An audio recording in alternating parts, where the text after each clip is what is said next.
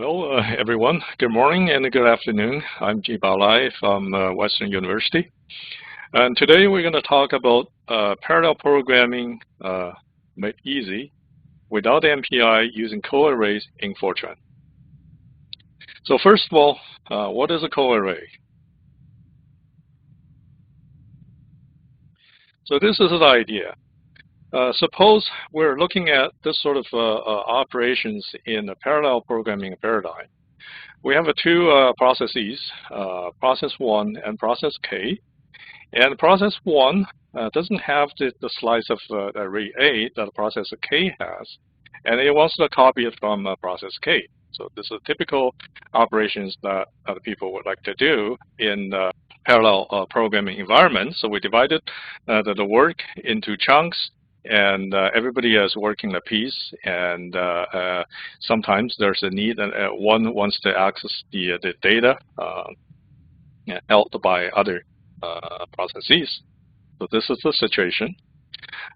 Let's take a quick review of what's happening on the common architecture. Let's say on a computer, normally one process does not see the content of another. So there's no way that with the regular code you write in your program, the process will access the data of another process. Well, in the multi-threaded processes environment, threads on multi-cores within the process can see all data within the process. But this is not what we are considering. So what we're considering is a more general scenario. In a distributed or shared memory environment, processes in general, one process does not see the content of others.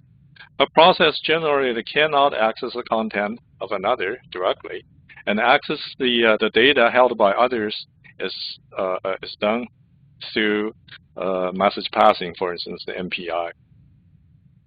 So back to the problem we're looking at the beginning. So let's say the process 1 wants to get the slice of an array A held on process K. This is what the people would typically do if using an MPI. So on the process 1, we call it rank 1. One would place the MPI receive call, or in a more generic form, place an MPI receive call and to receive the data in the buffer, and then unmarshal the buffer data into the local storage, the local array A.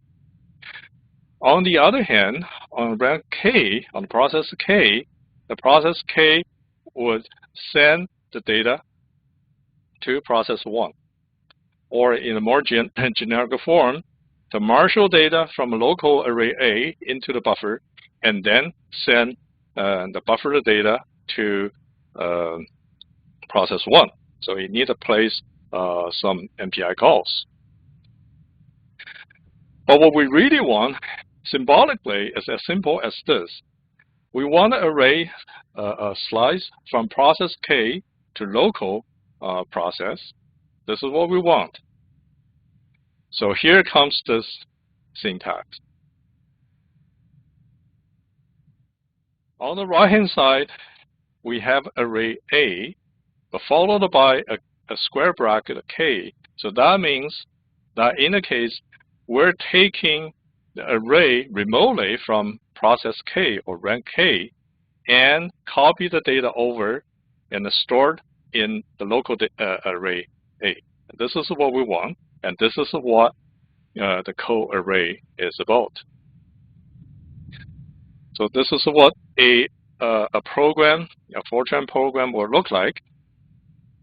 We declare some regular variables x, y, and u, and then we declare an array A. Instead of having a simple array and a bracket and the dimensions, 2 dimensions here, we added a square bracket to indicate this is a coarray. This object, this array, is stored on every process called the image. And this assignment means on the right-hand side, we're taking the array object from process K and copy it over and store it in the local array A. So this diagram shows what's happening. So every process in the context of coarray, or in the modern Fortran, every process is called an image. And the image holds the same size of an object A here. And A is local to the image or process.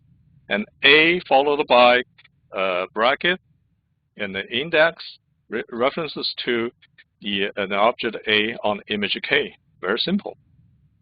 And the access to array AK invokes the underlying data communication. For instance, on rank 1 or process 1, we're having this assignment. The assignment is taking the array slice from rank 2, from process 2. You see that in the orange, the blocks in orange gets copied over and put in the corresponding locations on process 1. This is what's happening underneath. So again, using a coarray with the square bracket K means you're getting the object from a remote process, and without the square bracket, it simply means a local object. So a bit of a history. Coarray was introduced by Newmarch and Reed in 1998. After many years of experience as an extension to Fortran, mainly in on the Cray hardware, and recently it was adopted as a language feature as a part of the ISO standard, or called Fortran 2008 standard. Additional features expected to be published in future, and currently several compilers are supporting coarray, supporting this parallel programming feature, including Intel, GCC 5.1 and the newer, and the G95 project. In addition to the compilers, for the time being, you might need a support libraries. For instance, the coarray project, and there are two projects going on. The one is a coarrays project, and the other is a project at the Rice University.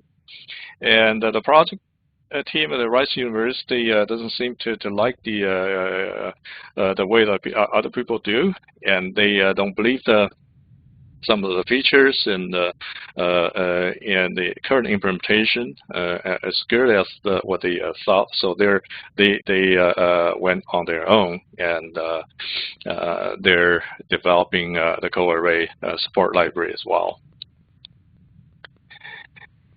And the coarray, along with the unified parallel C and global arrays, belong to this partitioned global access space.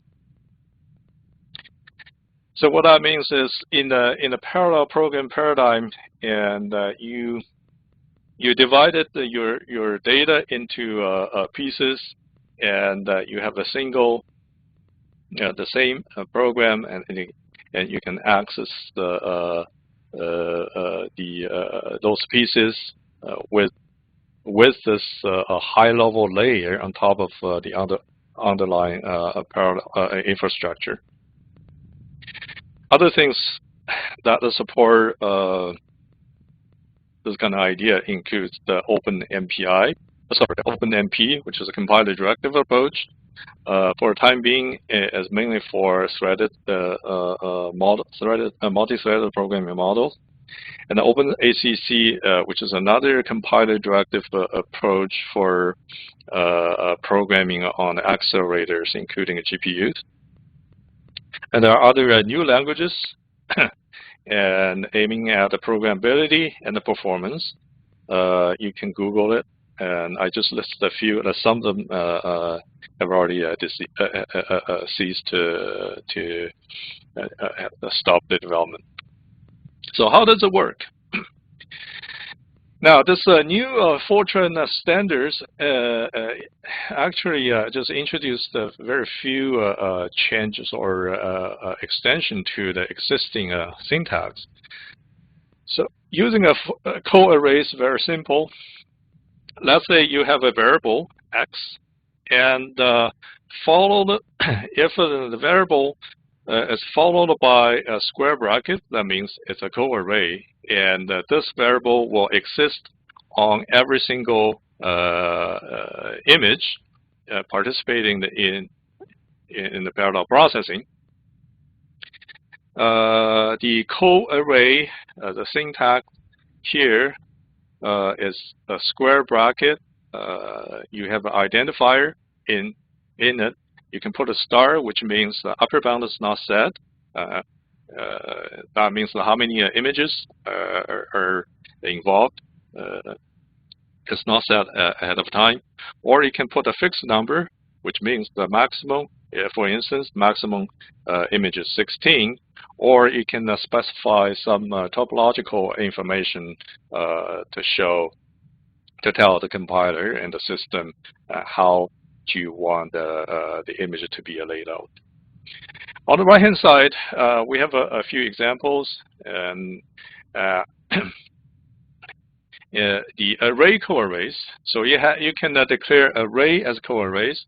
You simply just add square brackets after array objects, or scalar coarrays. In this case, we have two integers, m and n. Both are coarrays.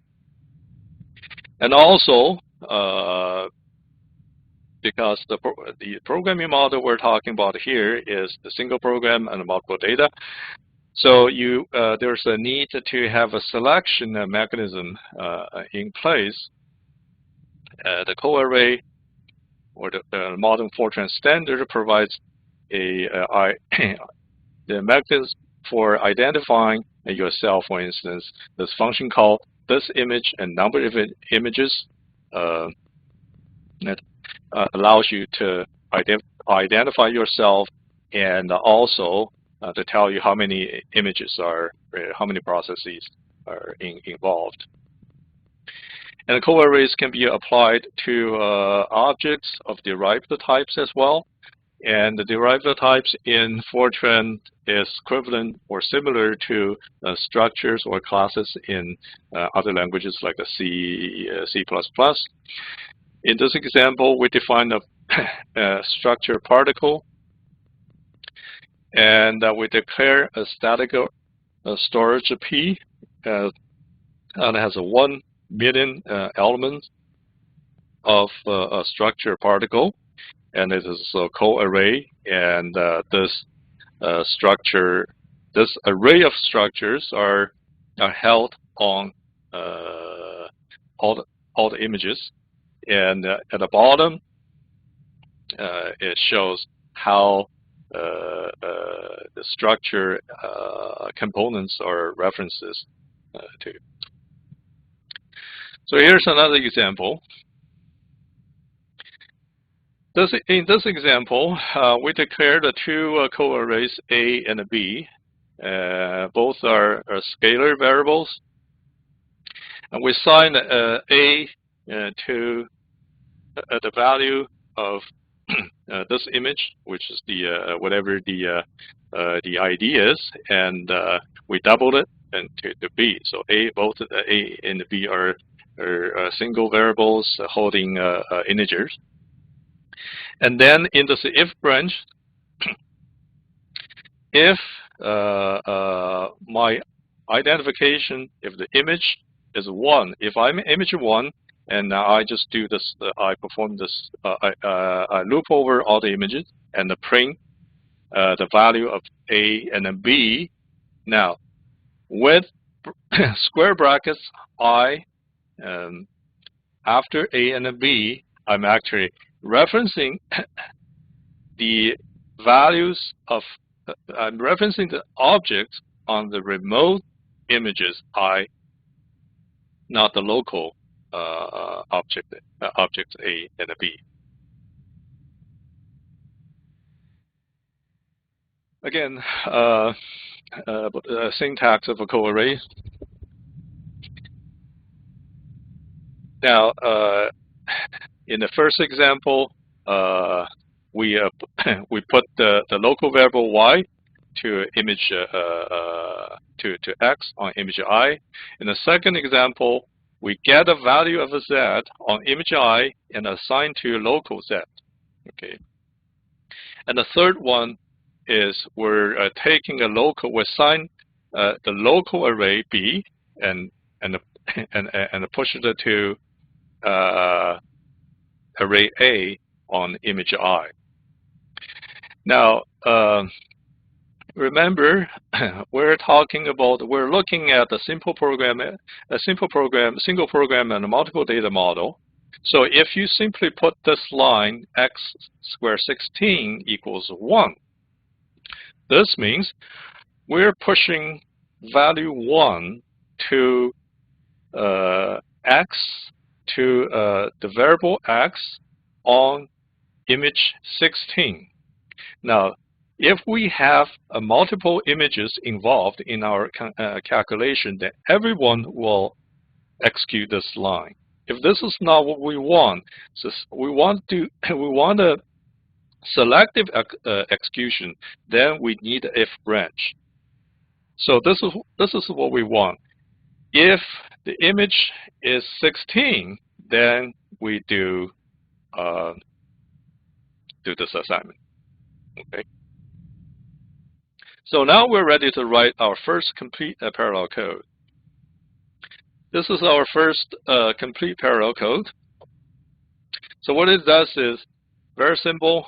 If the image is 1, if I'm image 1, I'll read a value to variable z, and then I will push this variable, or kind of broadcast this variable, the value of z, and to all the other images using a loop. So I highlight this block.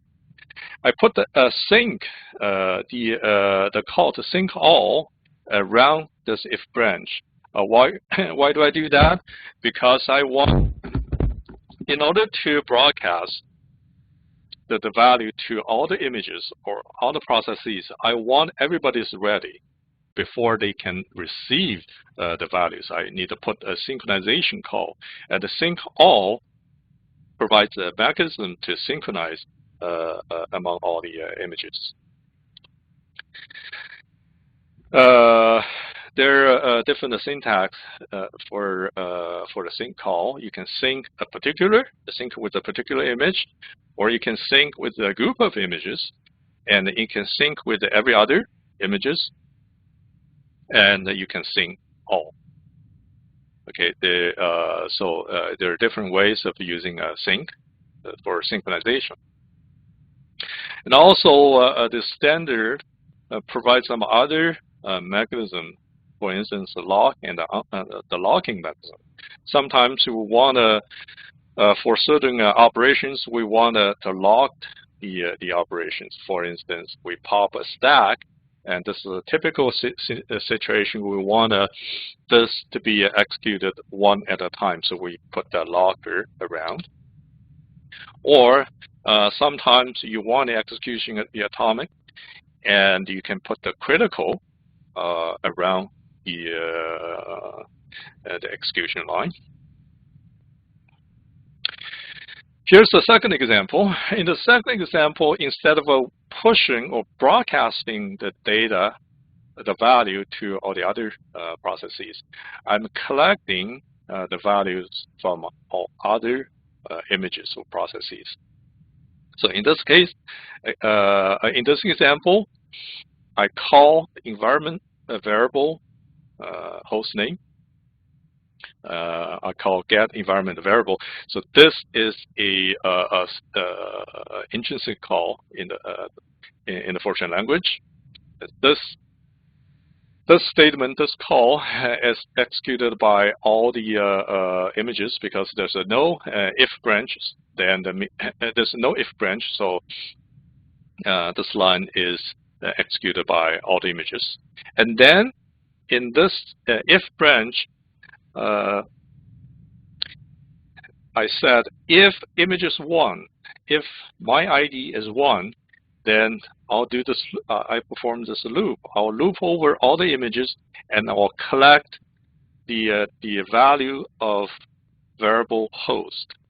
See here, I put the host and followed by square bracket I. This means I'm collecting the value of a host from all the images.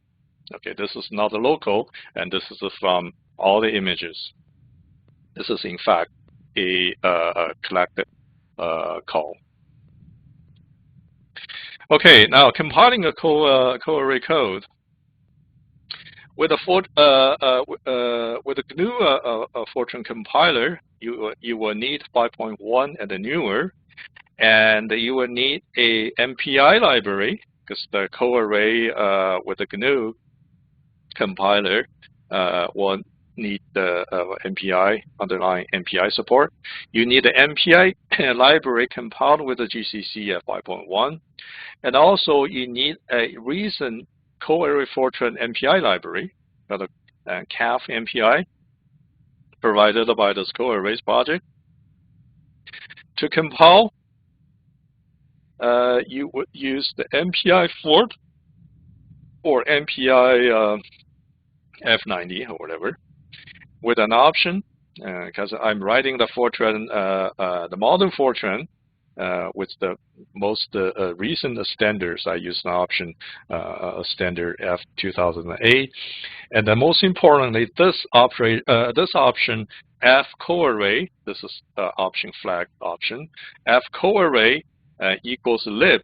I'm telling the compiler I'm using the coarray with the library support.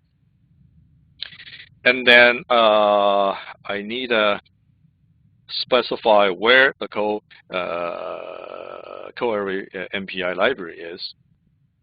Okay, and then after you compile your coarray program, you run the coarray program using an MPI run, just like you run the regular MPI code. Now with the Intel compiler, the procedure is a little bit different. You would need, first of all, you would need the Intel compiler, 14 and the newer, and you will need a Fortran, Intel MPI runtime library suite, and also you will need an Intel cluster toolkit. This is a licensed product for distributed memory coarray. Okay, so you have two options here with the Intel compiler. You can compile your code, your coarray code, for shared memory architecture, or you can compile your coarray code for distributed memory architecture. So first of all, the first option to compile the coarray code with a shared memory, so you use an option minus coarray equals shared, and then followed by an option number of images you want to use. In this case, I set the coarray number of images to 8. Well, depending on how many cores the target of the computer has, the physical cores the target computer has, you can either specify the number of images to use here, or later on at the runtime, when you run your code, you specify an environment look at the to run, on the to run, export for underscore coarray underscore num underscore image equal 8. Okay, this is how you compile your coarray code for shared memory machine, and how do you run it. Let me just show you an example, do a quick demo here. Let me switch to a text terminal. So I log into SHARCNet. In this case, I log into Goblin. I go to my directory. So I have a couple of code there. The first code is, let's take this first code, simple. So I have this simple code I just showed you in the slide. 2 coarray variables A and B, and assign to different values. And then in this if branch, I just print the values of A and B from other images. Okay, so I want to compile this using a Intel compiler. So first of all,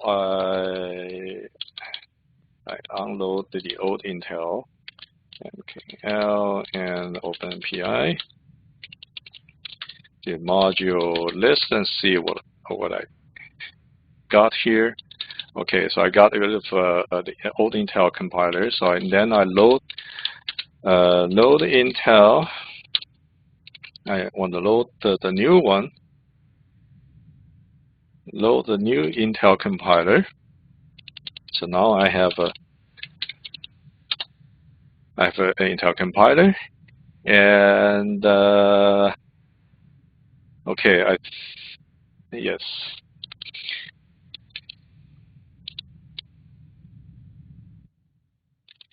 I need to specify the Intel MPI runtime path. I'll just go to Intel.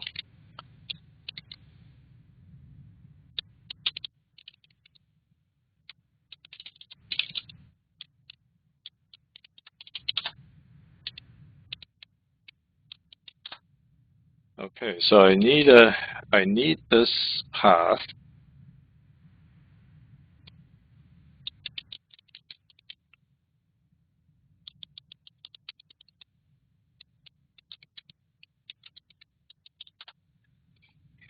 This path. I added this path to my existing path.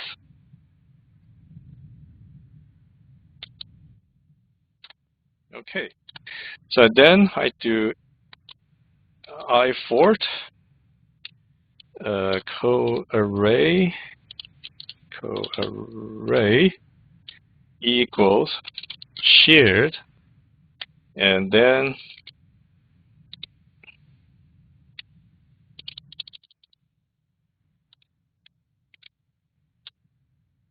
okay.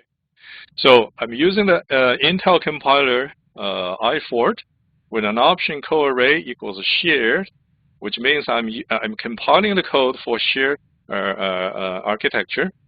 Now I'm going to run this program. But before I run it, I need to set the number of images to use. Set of 4 coarray images. Okay, 4 coarray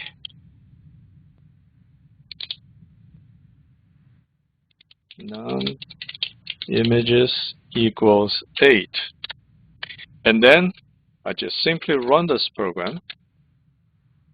Here we go. So if I set the number of images to 6 and then run it again, so I used 6 images. So this simple example shows how to compile the coarray using an Intel compiler. So back to the slides. So this is how to. I just showed you a very simple example on SHARCNet how to compile a Coarray code using a Fortran, using Intel compiler. Next, let's take a look at a case study. So in this case study, in this problem, let's consider the density of some substances made of a large number of particles. So the question is, what is the density of a substance after some time? So let's skip some math here. Now, to jump to the implementation, we try to simulate the process, the displacements of particles from the origin over time by random walks. So how do we do that? In the serial implementation on the one processor, we use a two-dimensional array X, which contain, so that's two dimension. One is a number of steps, or a number of times steps, and the number of the second dimension is the number of walkers. And then we, in this, we have two loops. First, we loop over all walkers. For each walker, we just follow the path. We go through all the steps. And at each step, we toss a coin.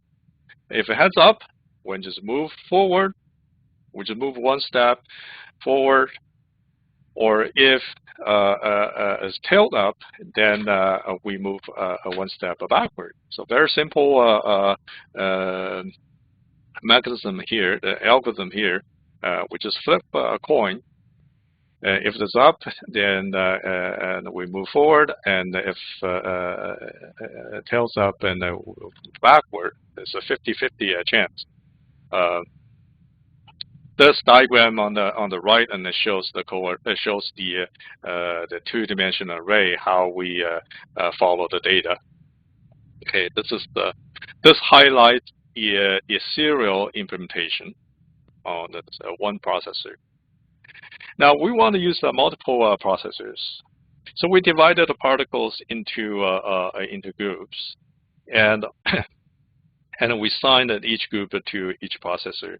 And using a coarray, and we assigned each group to an image. Now let's take a look at what the implementation will look like.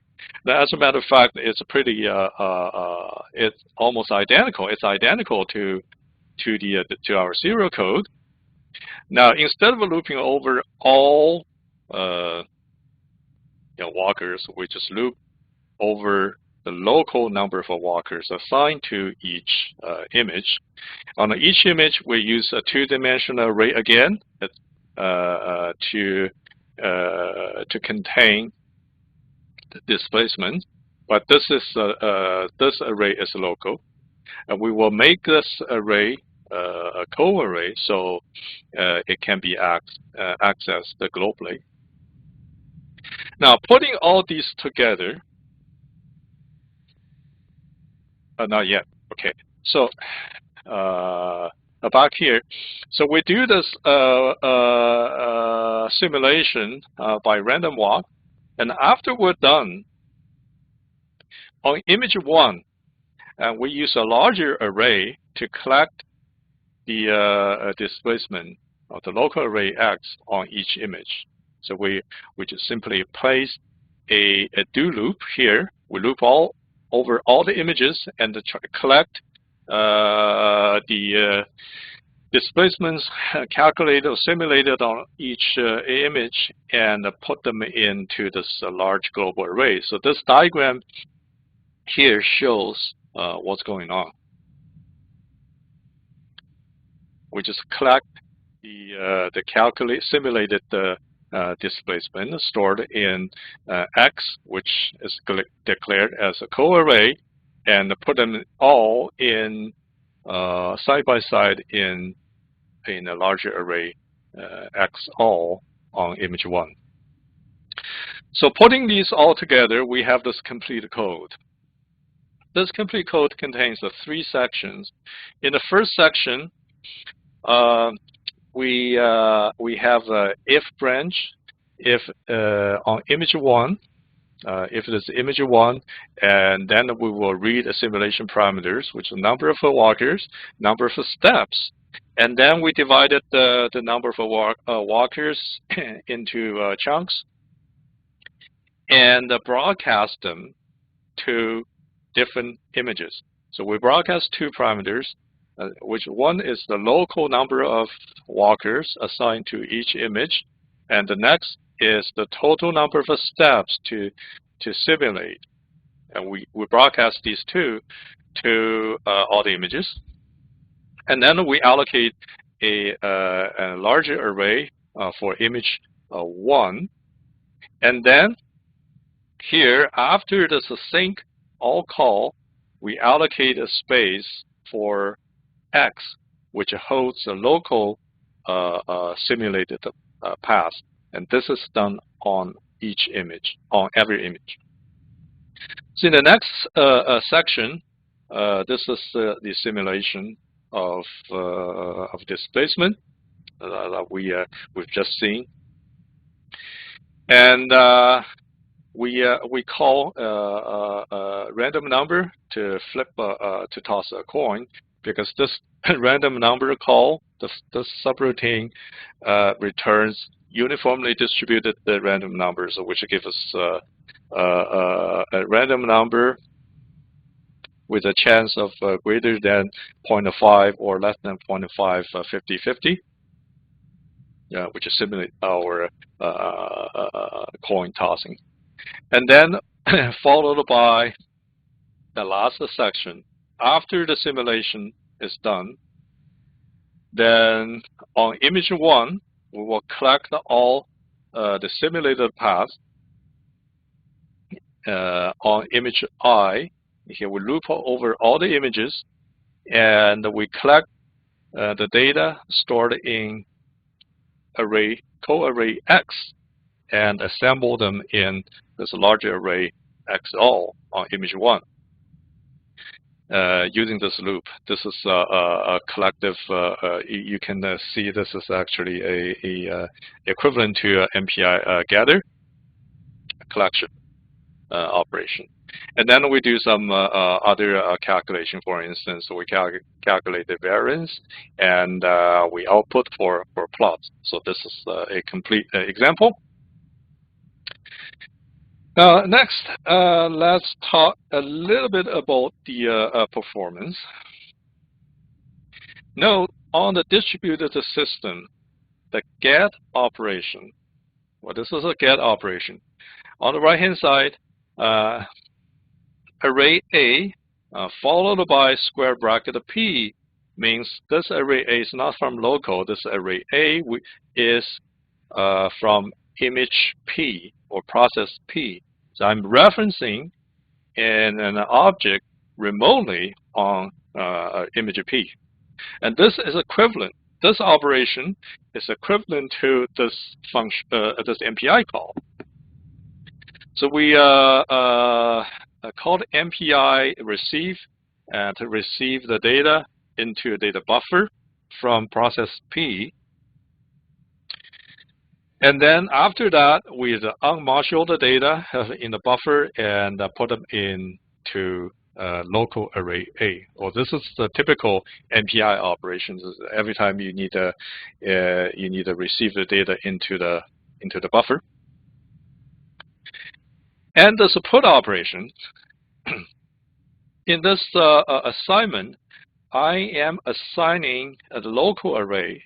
This is not just one element of array. This is the entire array A. I'm assigning this entire 2-dimensional array A to the 2-dimensional array on image P. Okay, so this is a push or put operation, and this operation is equivalent to the underlying MPI send. But marshal data from local array A into a buffer, and then send to send to rank P. But technically, coarray operations are closely related to one-sided communication in the context of MPI. So this assignment on image other than P. So where now I'm copying a local array, two-dimensional array A to image P, to two-dimensional array A on image P. Is equivalent to the following MPI calls. If I'm writing this in an MPI call, I'm going to use a number of MPI calls. First, I'll create a window. I'll create a window on process P, on rank P, and I'll specify the window size and then the buffer and the data type, which is a real in this case. And then I'll call MPI put. I will put those two-dimensional arrays, the n by n two-dimensional array elements to this window on process P. Now, in this call, I will specify the target process is P, and I'll specify next the start address in the window, and then next to specify the amount, the number of elements to be pushed over. So this shows how we will write this operation in the MPI call, using MPI calls. And this diagram shows what's happening with one-sided communication in MPI. So what's happening here is we have two processes, Q and a P. I'm trying to push the array A from process Q to process P. In order to do that, the process P has to open a window. You need to open a window so other people can get in. So you open a window, you open a window, then those, for instance, you open a window in the office, then the birds or the animals from outside can get in. Okay, so you need to open a window. There's a one-sided as to when they will be in is unknown. So again, you open a window. You open a window with a certain size, and on the push side, the process Q will place the MPI call MPI call put, and specify to which window and offset, and where to put this data. So in this example, the process Q is pushing array A to the first place, offset by offset 1, and the second array B in the process Q is pushing into the window on process Q and offset by offset 2. And this just gives you a high-level view what's happening in the remote memory access or with the one-sided communication MPI. Now back to the coarray operations. Now in the serial code, if you write this assignment A plus B, and you add A to B, and you put the result into the A, involves the 2 loads and 1 store operations. Well, this is in Fortran. You can actually write your code in this way, as this A and B are 2-dimensional arrays. While in the parallel code, if you write array A plus array B and assign to array A on image P, which is a coarray, then it might involve the use of temporary storage to hold the result of the right-hand side operation A plus B before a long-haul store, which is pushing the data to image P. So now our recent tests show that this operation is more expensive than using a native MPI calls directly. Now, what about this operation, this broadcast operation?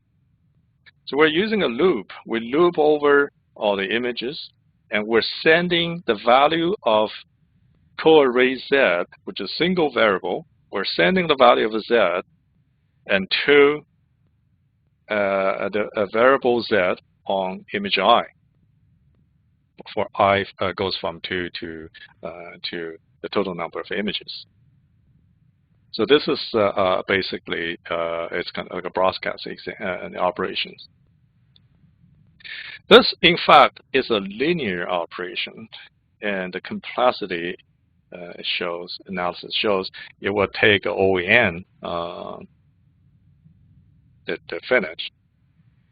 And what you really want is something more efficient. You want a log-n operation, and currently, the coarray does not have intrinsic broadcast or reduce operation in place yet. It's up to the program to implement the more efficient operations, such as more efficient collective operations, such as broadcast and reduce. I think this is the similar case in the GPU program as well, and the program sometimes will just have to write your own reduction or broadcast operation. Okay, summary. With the coarray, single program and multiple data model is assumed. And the SPMD models assumes a coarray on every image. That means if you declare, for instance, this two-dimensional array, 10,000 by 10,000 two-dimensional array, and that array will exist on every single image. And also, this model requires a self-identification through two function calls, this image and the number of images. This image returns an ID, which identifies yourself, whether it's a 1 or something else. And the number of image returns the total number of images involved in the current processing. And the control of a workflow is done through the selection logics. For instance, if I play this if branch, if image is 1, then I call manager, and otherwise I will call worker. So depending on the image ID and the program, the image, different images will perform different operations. Now, most importantly, I didn't mention that in the previous slide. Memory coherence is not assured until you want to do this. So, for instance, through remote copies, push or get, and the synchronization can be done through synchronization mechanisms. A couple of points, and the coarray it is programmable for both a shared and distributed memory environment. It's easy to write at a high level, expressive and productive, easy to write and take less time to write, easy to read and maintain, readable, and efficient, yet to test. Personally, I believe that it has promising future. And I would personally, I would recommend that the Fortran and the MATLAB users should give it a try. And lastly, I just put up a list of references